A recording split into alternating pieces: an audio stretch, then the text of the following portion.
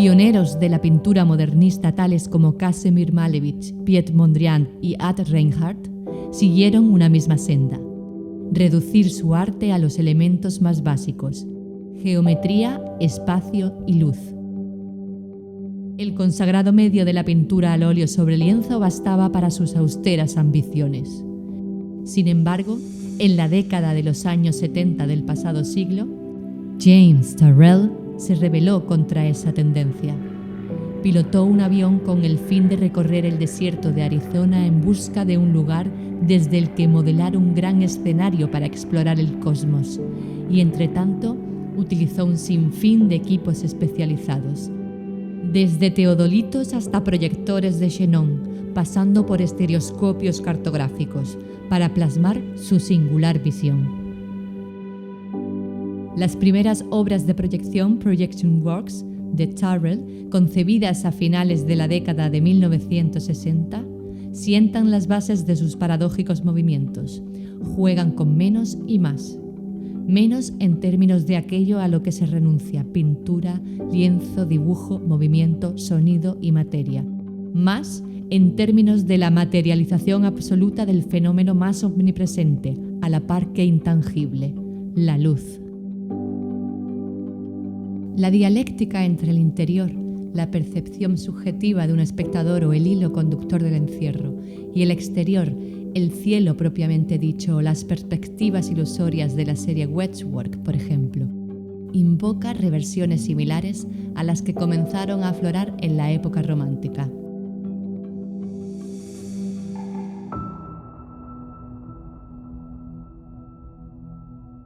En composiciones tales como Vista desde el taller del artista Ventana derecha, el pintor alemán Caspar David Friedrich fue uno de los primeros en explorar la interacción entre la conciencia y la naturaleza, el yo y la realidad. Turrell reorientó la trayectoria de esa mirada cuando declaró: mis obras no son una mirada, sino una exploración. No son los objetos en una habitación, sino la habitación.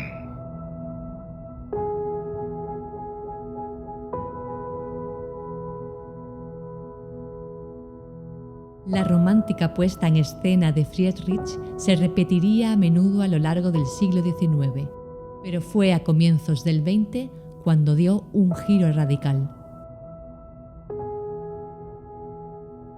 En la asombrosa Porte-Fenêtre à Collioure, Puerta-Ventana en Collioure, de Henri Matisse, el ámbito fuera de la estancia se convierte en un campo de sombra total, definido en sus bordes por las columnas de la ventana, de una pálida luminosidad azul suave. Así pues, se funden interior y exterior. La luminosa arquitectura de Matisse presagia tácitamente la sosegada intensidad de las proyecciones de Turrell.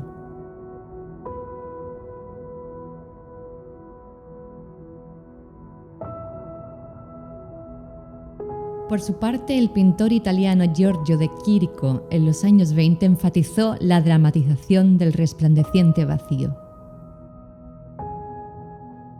Me interesa la visión que tiene lugar en el interior, en un sueño lúcido. Uno tiene un sentido más agudo del color y de la lucidez que con los ojos abiertos. Me interesa el punto en el que la visión imaginativa y la visión exterior se encuentran.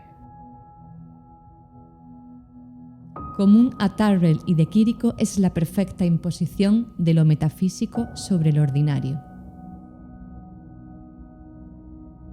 En el mismo periodo que de Chirico, aunque desde una perspectiva diametralmente opuesta, Casimir Malevich tal vez se aproximó más que ningún otro de los precursores del modernismo a la cronológicamente posterior síntesis de reduccionismo y trascendencia de Turrell.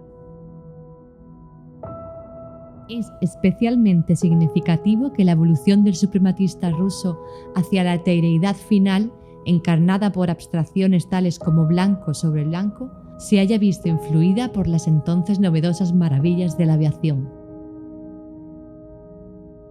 El camino de Malevich hacia lo absoluto fue un arte sobre el vuelo, el ascenso del hombre hacia el éter, ese misterioso medio portador de luz que los ocultistas y muchos de los primeros científicos creían que llenaba todo el espacio vacío.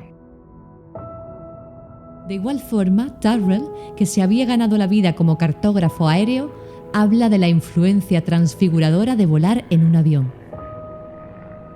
Los espacios encontrados en vuelo y el trabajo de los Sky Spaces suscitaron el deseo de trabajar con mayores cantidades de espacio y un sentido más curvilíneo del cielo y sus límites.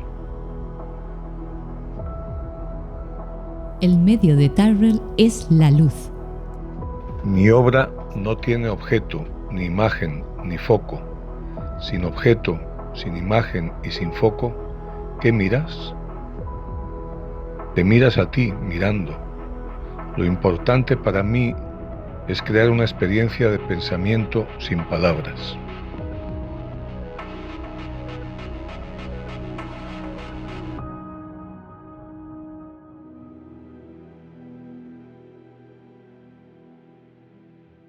Durante más de medio siglo, el artista estadounidense James Tyrrell ha trabajado directamente con la luz y el espacio para crear obras que se confrontan a los espectadores con los límites y el milagro de la percepción humana.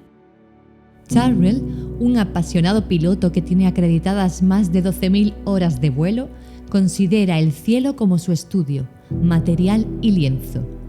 El crítico de la revista The New Yorker, Calvin Tompkins, escribió: «Su obra no trata sobre la luz ni es una representación de la luz, es la luz, la presencia física de la luz que se manifiesta de forma sensorial».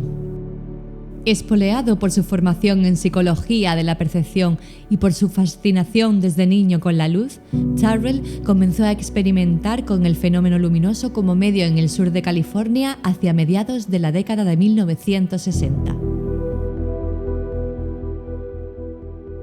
Para apreciar mejor las denominadas proyecciones, conviene regresar al momento y el lugar de su nacimiento.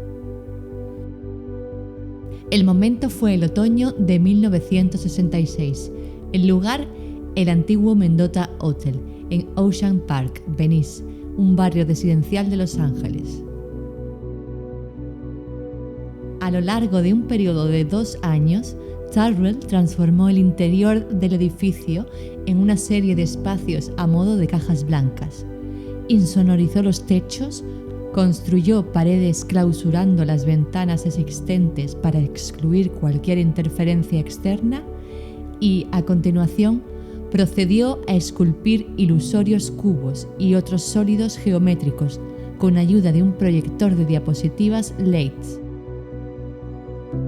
En 1976, James Tyrrell comenzó a crear un nuevo grupo de obras titulados Construcciones de División Espacial. Las estancias que acogen estas obras son entornos autónomos divididos en 2 secciones distintas: el espacio visual, en el que entra el espectador, y el espacio sensorial, en el que se produce la luz.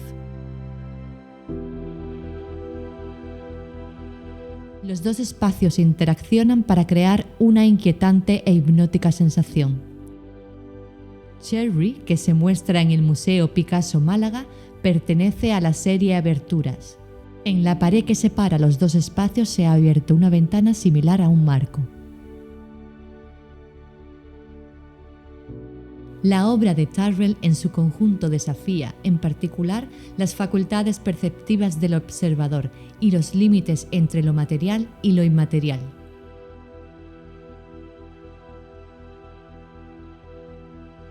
Famoso por sus instalaciones inmersivas que enfrentan a los espectadores con los límites de la percepción y partiendo de una concepción científica de los efectos de la luz y una peculiar visión artística, concibe mudas reflexiones sobre el tiempo y el espacio que resultan tan relevantes hoy en día como lo han sido a lo largo de la historia de la humanidad. En cierto modo, la luz une el mundo espiritual con el efímero mundo material.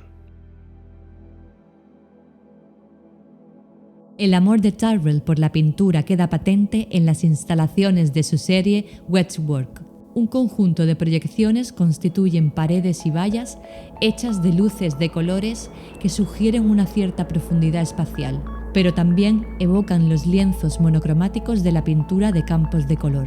Una persona que contempla o mira atentamente un campo unificado, indiferenciado, comienza a experimentar alucinaciones y a presentar síntomas de un estado alterado de conciencia.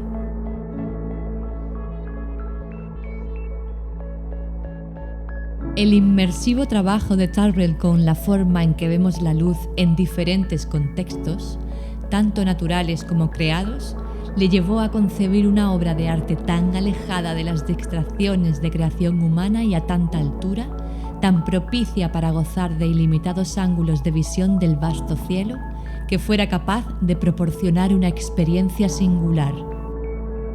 Tras una exhaustiva búsqueda, encontró las condiciones ideales en el Roden Crater. Desde que en 1977 adquiriera el inactivo cono volcánico, Tyrrell ha ido moldeando el Roden Crater hasta convertirlo en un emplazamiento que contiene túneles y grietas que se abren a unos cielos prístinos, captando la luz directamente del Sol en las horas del día y de los planetas y las estrellas por la noche. De hecho, guarda un mayor parecido con los emplazamientos creados en comunidad por los antiguos incas que con las creaciones de cualquier persona que se nos pueda ocurrir en tiempos modernos. El Roden Crater, aún en construcción, constituye la culminación de toda una vida de investigación por parte del artista en el terreno de la percepción visual y psicológica humana. Y es un entorno controlado para la experimentación y la contemplación de la luz.